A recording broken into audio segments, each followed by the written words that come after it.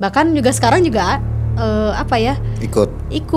Pantesan tadi saya lihat juga kok berubah waktu pas pertama. Itu asli loh saya lihat tadi. Tadi kamu ngamuk-ngamuk di sini. Sampai nunjuk-nunjuk, terus sampai bilang, "Bapak maneh mana?" Sampai kayak gitu. Itu diri saya. Katanya tadi suaranya kayak kakek-kakek. "Iya maneh kieu teh gara-gara bapak maneh. Iya maneh tumbal bapak maneh." Pas dilihat yang muncul sosok kakek-kakek.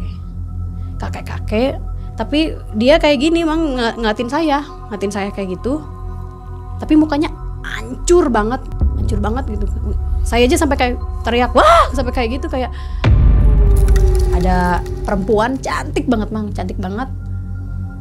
Pakai payung warna merah. Kebaya lusuh warna putih gitu. Tapi dia pakai payung warna merah kayak gitu. Terus si mukanya tuh putih banget tapi cantik Mang gitu.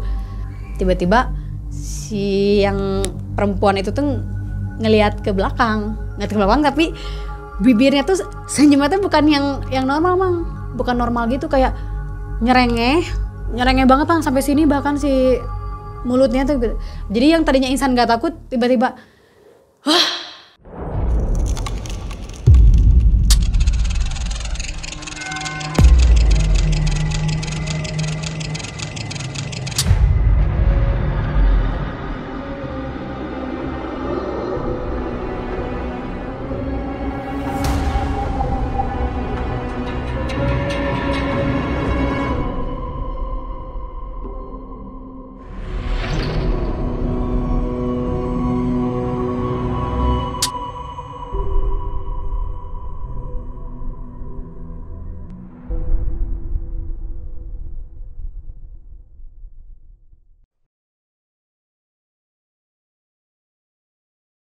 Assalamualaikum warahmatullahi wabarakatuh. Selamat malam Sobat MM. Senang sekali saya Mang Ei dan tim kembali hadir ke tempat Anda, di mana kami akan mengantarkan sebuah kisah nyata yang dialami oleh seorang gadis berusia berapa? 24 tahun. 24 tahun sudah ada di depan Anda, akan bercerita tentang kisah nyatanya di tahun 2014. Kita kenalan dulu ya ke narsum. Assalamualaikum. Siapa namanya? Waalaikumsalam. Nama saya Insan Mang. Insan Railani. Profesinya apa nih? Udah kerja atau masih kuliah mungkin? Profesi lebih ke freelance sih. Freelance ya. ya. Insan juga suka bikin konten sama nyanyi juga. Oh gitu. Di mana tuh? Kebetulan Insan punya sanggar juga di rumah seni di dekat rumah di wilayah Kriya Bandung Indah. Nyanyi ya? Iya nyanyi. Oke. Berarti TikTok juga ada? Ya ada. MC juga bisa. MC juga bisa. Waduh, nanti bisa ikutan di Malam Mencekam dong ya, di TikToknya Malam Mencekam nih ya. Oh boleh Pak. Boleh, nanti kita undang ya. Sobat MM, Insan ini memiliki pengalaman yang luar biasa menakutkan katanya. Jadi setelah Insan memegang benda di dalam lemari bapaknya, mulailah hal-hal ganjil terjadi. Betul Mang. Nah gimana ceritanya? Ya kita ke Insan yang akan menceritakan kisah nyatanya. Silakan San.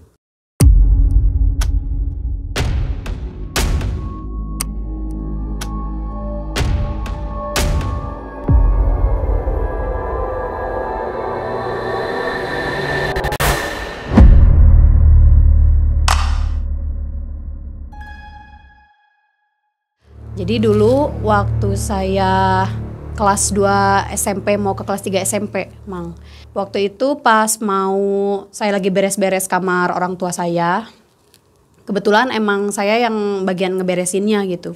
Nah, pas di bagian lemari bapak saya tuh kayak nemu ya kayak gini nih, kantong gini ya. Kantong kayak gini. Kalau bahasa Sundanya ini kanjut kundang ya? Iya, kanjut kundang ya. Lebih ke bahasa Sundanya kanjut kundang ini. Tapi nggak saya buka, lebih ke diraba-raba aja gitu. Wah ini apa gitu.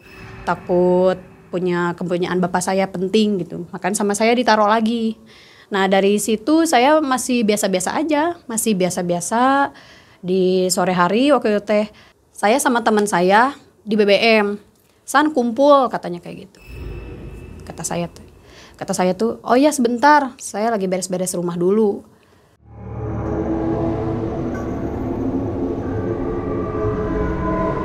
Terus saya izin sama orang tua.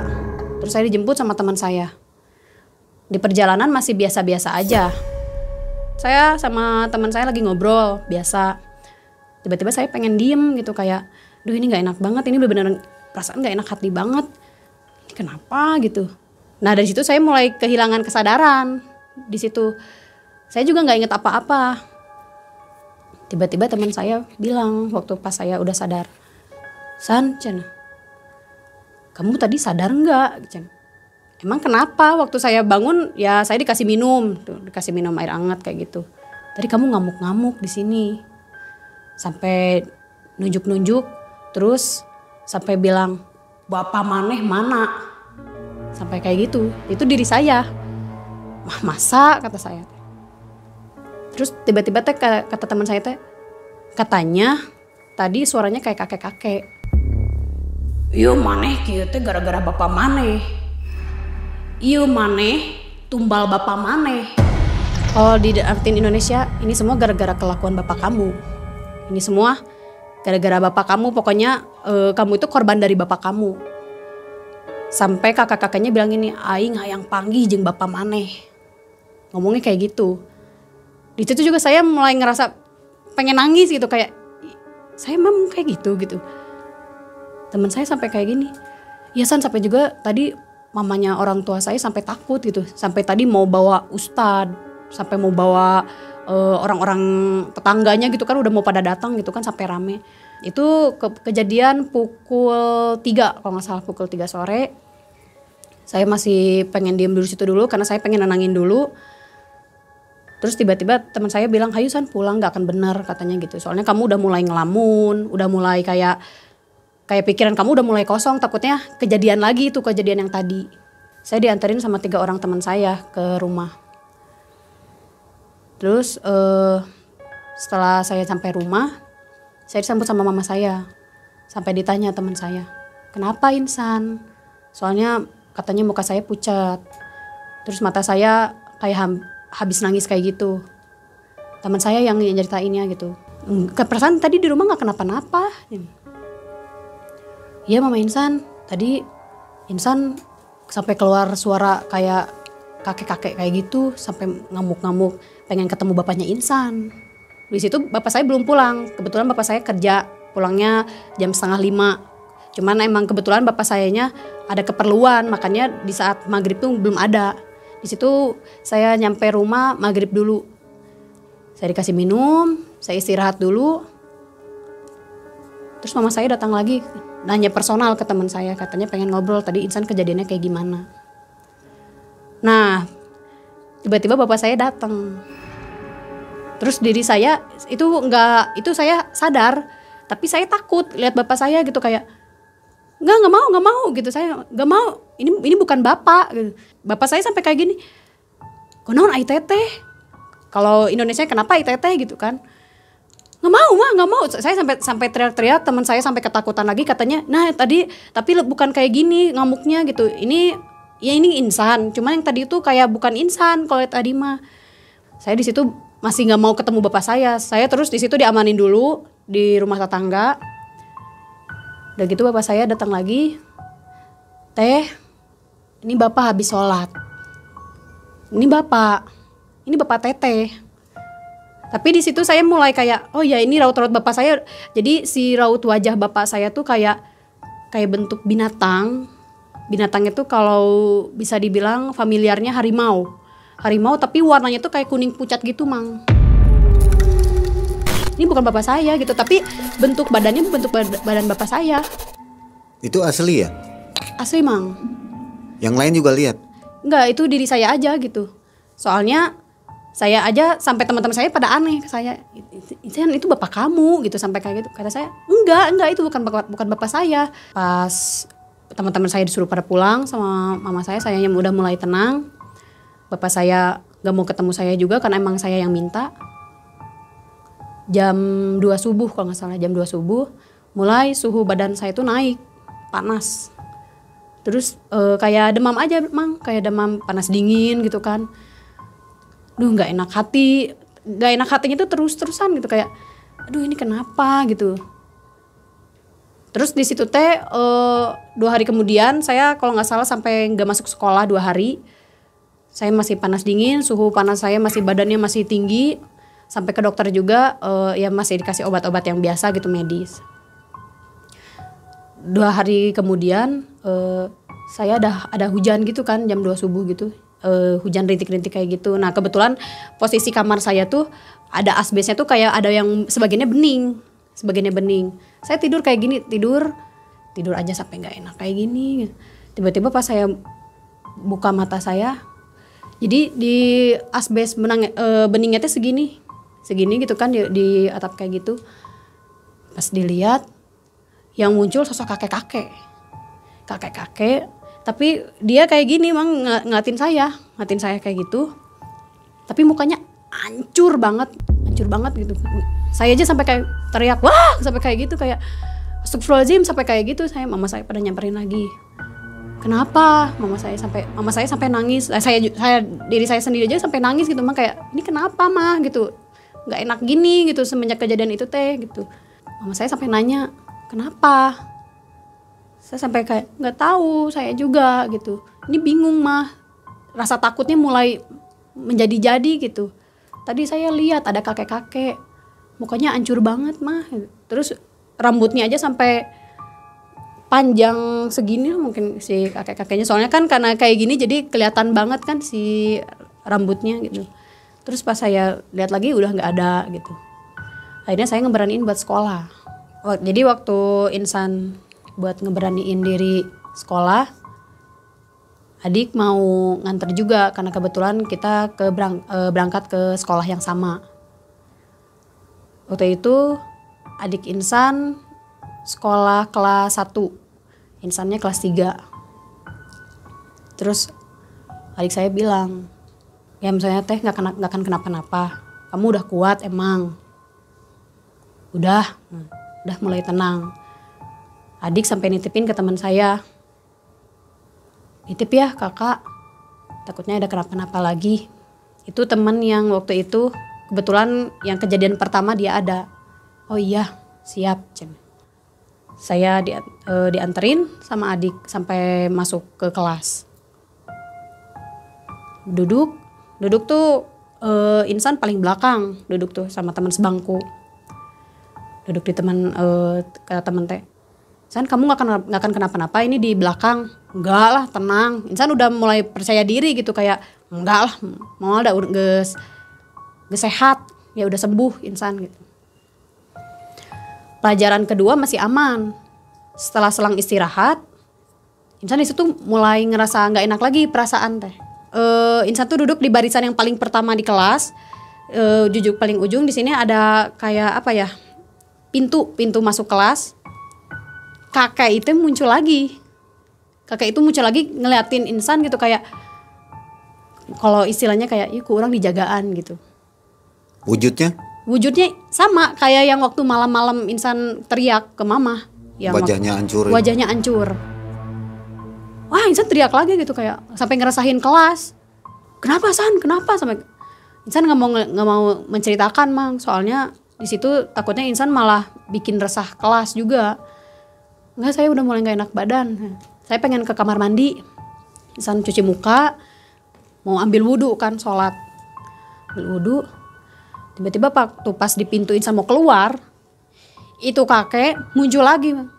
Buk, gitu dah. Sampai kayak Insan hilang sadar aja gitu, kayak udah lemes banget bang, pengen pulang banget gitu. Ini juga sholat udah nggak paruh gitu bang.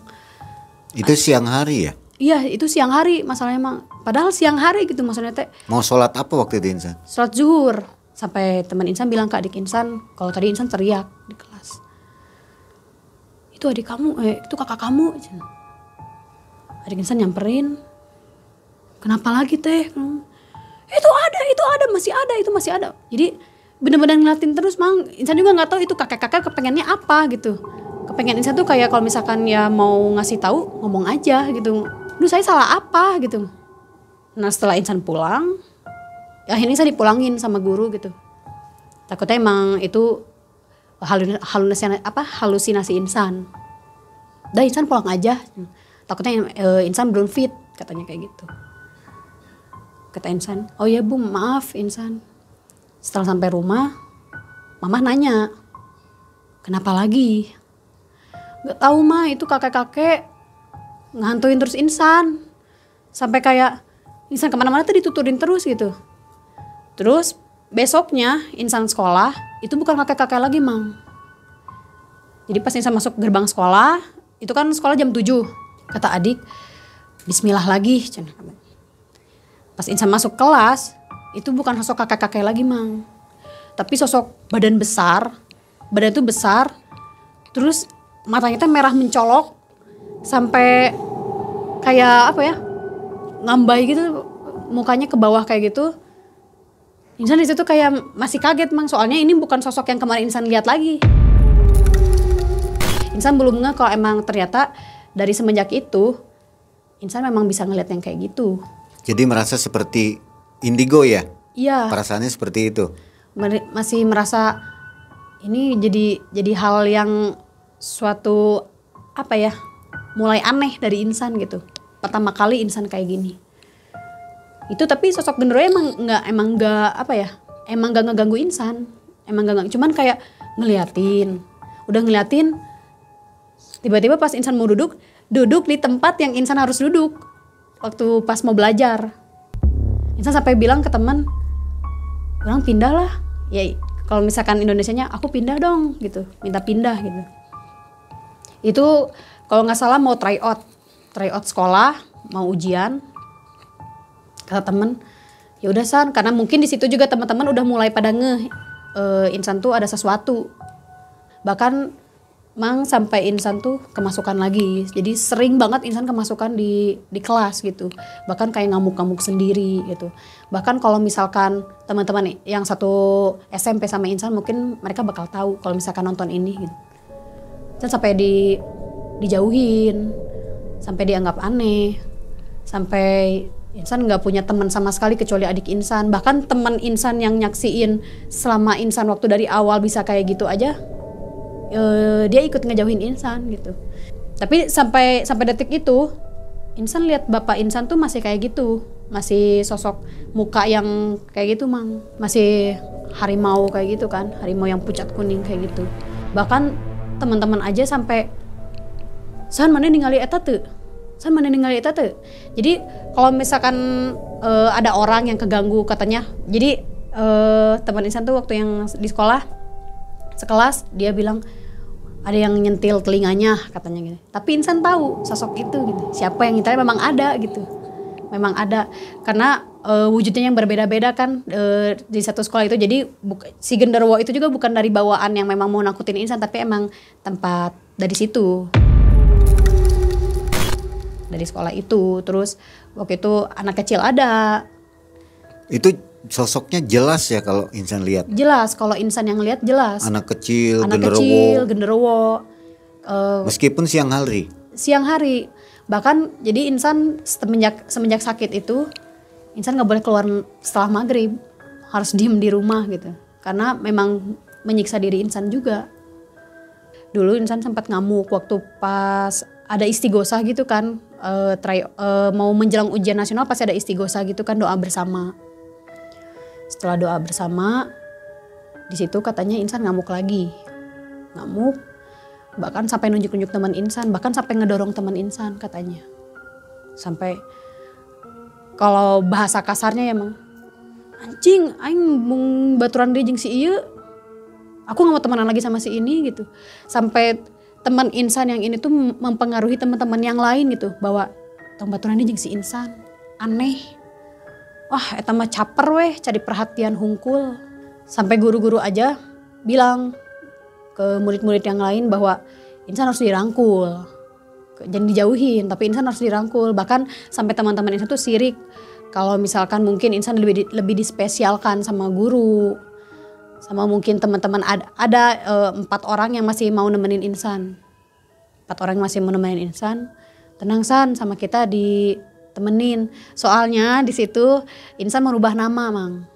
Jadi pas Insan diruqyah, kata yang ngeruqyah Insannya, Bu coba kita ganti dulu nama Insan.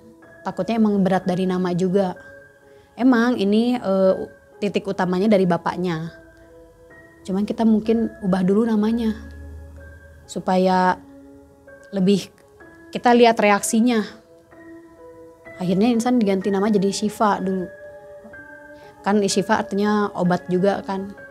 Ya, jadi kalau misalkan kita sering manggil nama Insan Syifa, mungkin akan bisa mengobati secara demi sedikit gitu kan, sedikit demi sedikit bakal terobati juga.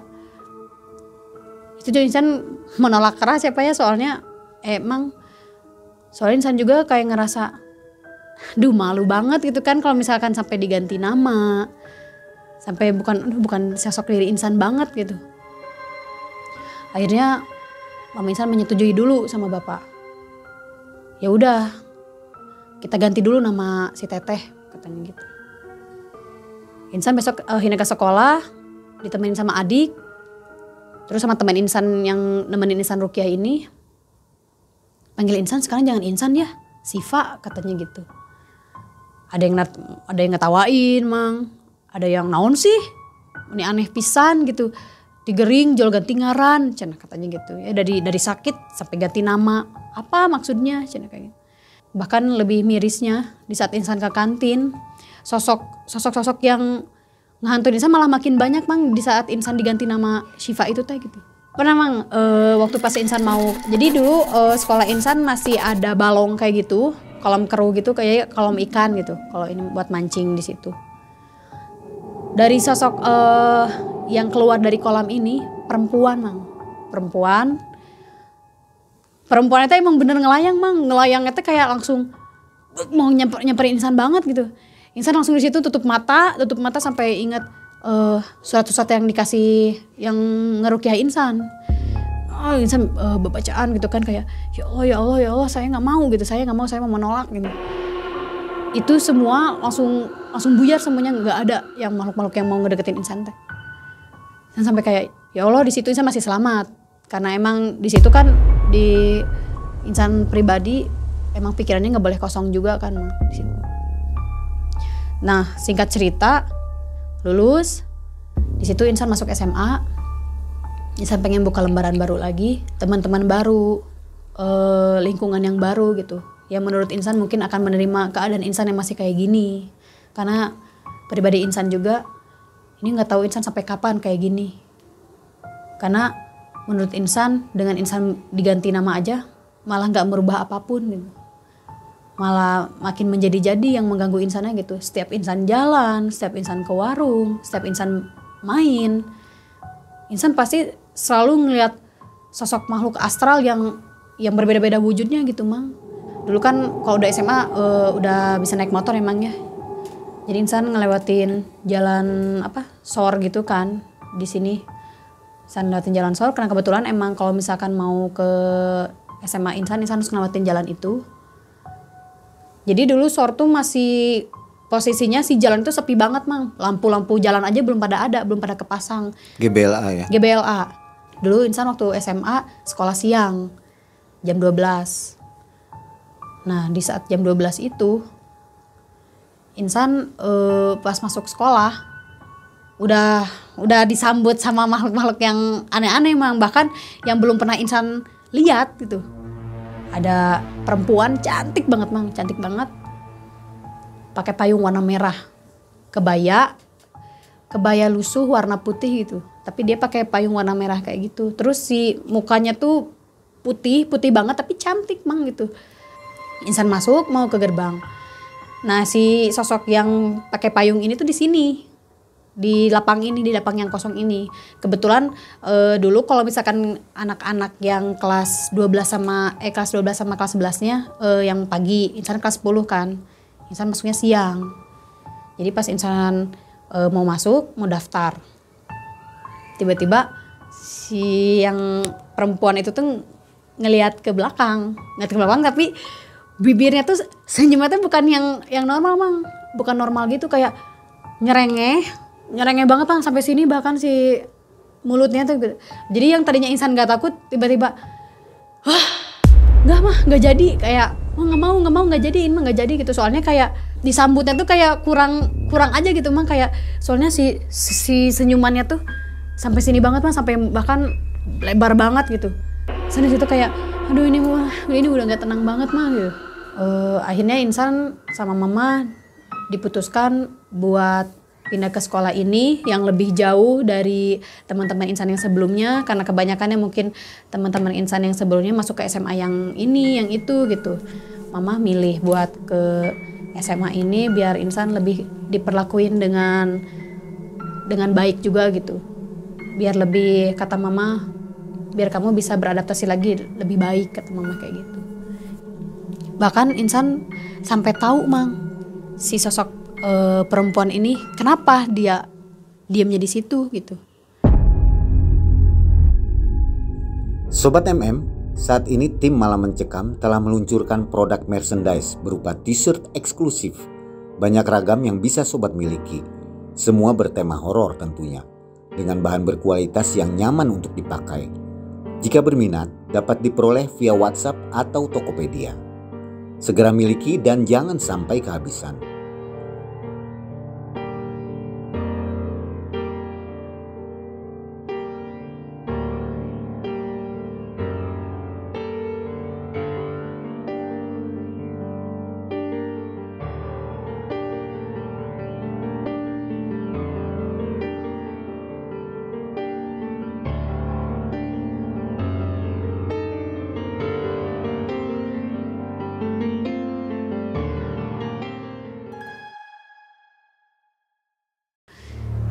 Dulu Insan tuh sampai kebayang-bayangnya, dulu tuh dia tuh lagi mau festival kayak gitu, kayak festival seni kayak gitu.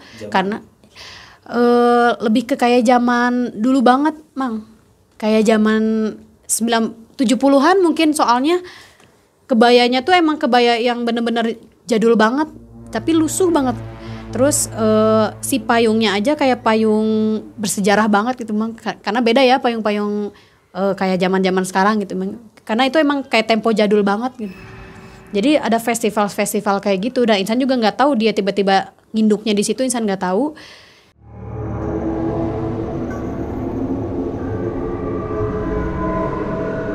Jadi bayangan Insan tuh dulu tuh amit-amit emang ya, dia diperkosa kayak gitu. Kalau bayangan dari Insan, dia diperkosa kayak gitu. Terus setelah dia pulang dari festival itu, memang dia membawa payung. Terus yang lihat Insan, dia kayaknya dibunuh Mang di situ. Soalnya waktu pas dia ngebalik ke belakang kayak gini, di sini teh apa ya, kayak bekas luka darah kayak gitu. Kayak luka darah ditusuk ya? Iya, kayak luka darah kayak gitu. Nah, tapi yang lebih ironisnya, tusukan itu malah dari payungnya Mang. Soalnya waktu pas dia mewujudkan, kan asalnya cantik nih Mang, waktu pas Insan disambut cantik. Nah pas dia ngebalik kayak gitu, nah si dari payung itu ngucur kayak tetesan darah, dari kayak dia ditusuk dari payung dia sendiri gitu.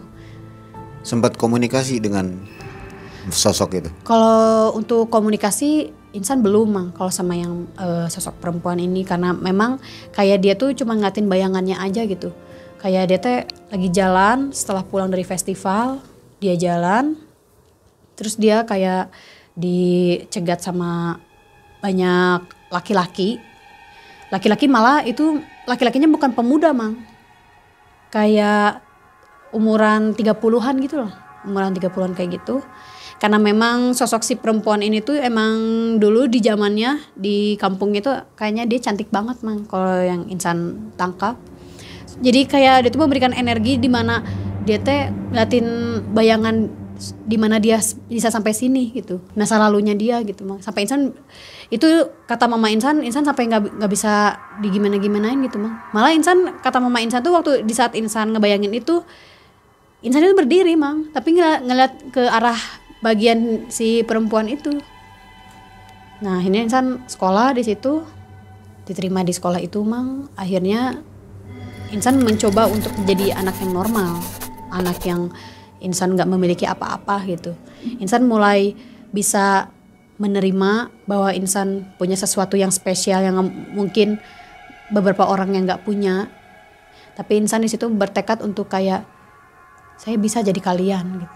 Saya bisa jadi kayak seperti kalian yang mempunyai kegiatan yang normal, anak-anak yang normal. Gitu. Akhirnya insan juga alhamdulillahnya di saat insan dibagi kelas, dulu belum ada kan kalau SMA tuh IPA IPS kan Mang ya. Dulu belum ada kebagian insan IPA atau IPS-nya, tapi dari 1 sampai 7 kalau nggak salah dulu. Insan kebagian di 10-6. Insan di situ sebenarnya emang udah ada hawa-hawa nggak enak gitu setelah masuk kelas itu. Emang setiap sekolah pasti ada emang ya, karena sebelumnya juga insan pasti ngalamin. Insan masuk kelas dengan alhamdulillahnya gitu ya Mang ya. Mereka menyambut insan dengan baik. Tanpa itu juga insan memendam di mana insan harus yang lalu-lalu nggak usah insan iniin lagi gitu. Insan harus bisa menahan diri, menjaga diri gitu. Biar ya move on lah. Move on kalau insan tuh bisa gitu. Jadi kalau misalkan insan kemana-mana nih Mang. Bahkan dulu ada nikahan teman, bukan teman, saudara. Insan tuh kan suka nyanyi kan Mang ya, suka nyanyi. Terus ada ibu-ibu bilang ke mama, itu anak kamu, kata teman mamah tuh yang ibu-ibu. Bahkan insan juga nggak tahu ibu-ibunya itu. Nya muhun. Wah, itu mah budak spesialnya, cen. Ya itu anak spesial banget gitu kalau di Innocent. Soalnya di bagian sininya cen katanya ada emas. Katanya di situ. Mamah juga sampai kayak kaget gitu. Eta budak cenah. Aya nu mun mah ngediemin ya. Boga kodam nage alus cenah. Alus eta mah nu ngajaga anak cenah. Sampai kayak gitu. Jadi kalau misalkan si ibu itu bilang kayak gini, budak anak kamu mah bisa ngobatin. Sebenarnya anak kamu bisa ngobatin kalau anak kamu mau mendalami semua yang dia punya, katanya kayak gitu. Tapi mama saya menolak kayak, wah enggak, anak saya nggak siap. Saya nggak mau anak saya jadi korban lagi, katanya kayak gitu. Setelah semua yang insan alamin, setelah terus ibu-ibu itu juga ngobrol sama insan, akhirnya terungkap juga Mang, di mana nih sisi mulanya gitu. Ternyata sosok yang nggak jauh dari insan ya bapak insan sendiri. Bapak insan ya? Iya. Melakukan apa bapak insan? Sebenarnya kalau misalkan insan nanya, bapak pasti nggak mau jawab. Tapi setelah adiknya bapak bilang, sok ngomong aja gitu. Apa yang udah kamu perbuat gitu. Sampai anak yang jadi korban, kata adiknya. Jangan ngegugu emosi sendiri, kata adik sendiri teh. Kata adiknya bapak. Akhirnya bapak mau luluh, terus akhirnya bapak personal ngobrol sama insan. Teh, bapak minta maaf. Dulu waktu bapak bujang pasti ada. Waktu bapak dulu, jadi bapak insan tuh tinggal di Tasik. Waktu selama bujangnya gitu. Waktu bapak bujang, bapak pernah punya guru. Guru ini tuh yang ngisi semua badan bapak, katanya gitu. Ya kalau bisa disebut kodam.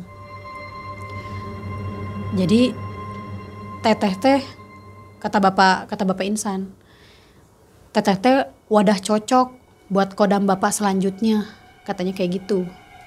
Karena bapak selamanya nggak akan sehat. Bapak nggak tahu bapak umurnya sampai kapan, katanya kayak gitu. Akhirnya bapak menyadari di mana semua kejadian ini ulah bapak. Bapak minta maaf.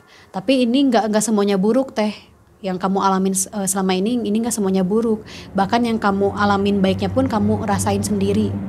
Di mana kamu tahu hal yang baik dan buruknya. Di mana kamu jadi punya keberanian. Di mana kamu bisa melindungi diri kamu sendiri, katanya kayak gitu.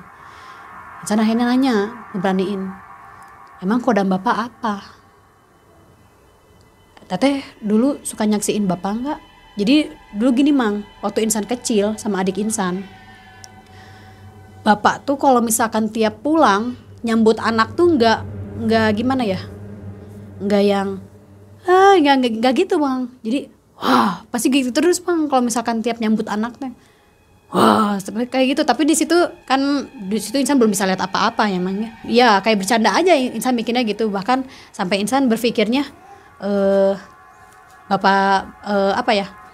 Mungkin cara pengungkapan Bapak Insan sayang sama Insan tuh kayak gitu.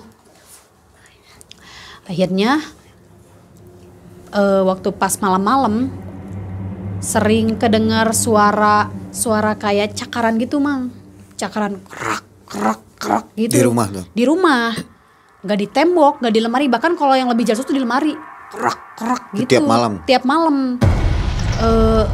Insan sama adik Insan sampai nanya, tuh suara apa gitu. Nah di situ belum keungkap mang, sampai detik dimana Insan nanya itu, akhirnya Bapak bilang. Jadi Bapak juga bergelut dengan kodam Bapak sendiri, dimana kodam Bapak tuh pengen makan anak sendiri gitu. Kalau Bapak marah itu bukan Bapak.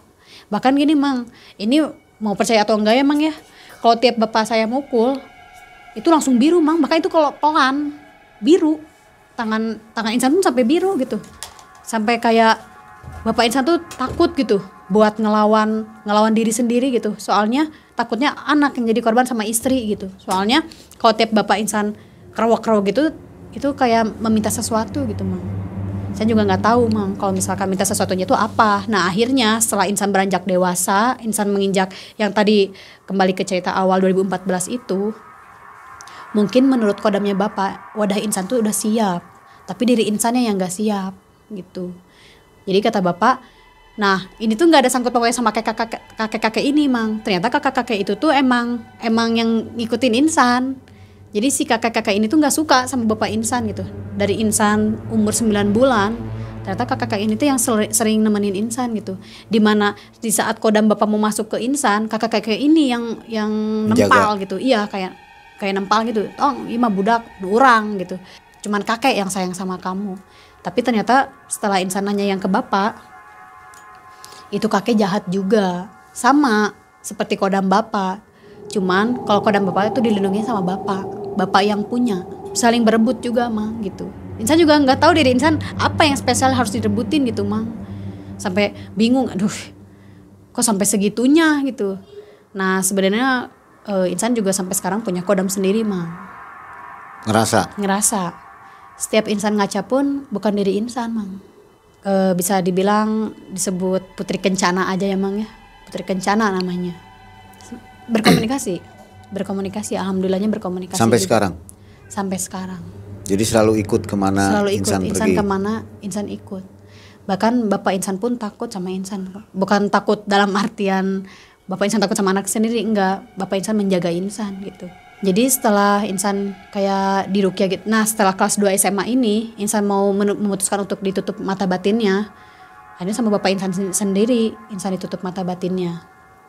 Setelah ditutup mata batinnya, alhamdulillah mang itu semua kayak ngemplong banget semua. Yang semua badan ngerasa semuanya setiap hari sakit, setiap kali berat, itu semua udah mulai kosong aja gitu.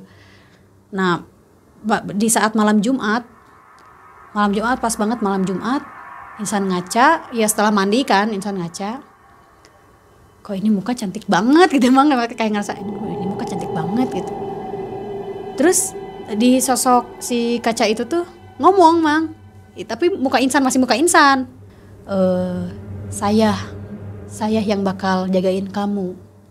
Bahkan saya juga kenal sama bapak kamu. Saya kenal yang dalam diri bapak kamu. Saya sayang sama kamu. Bahkan yang kemarin ngelawan kakek yang selama ini ngegangguin kamu itu saya. Katanya kayak gitu.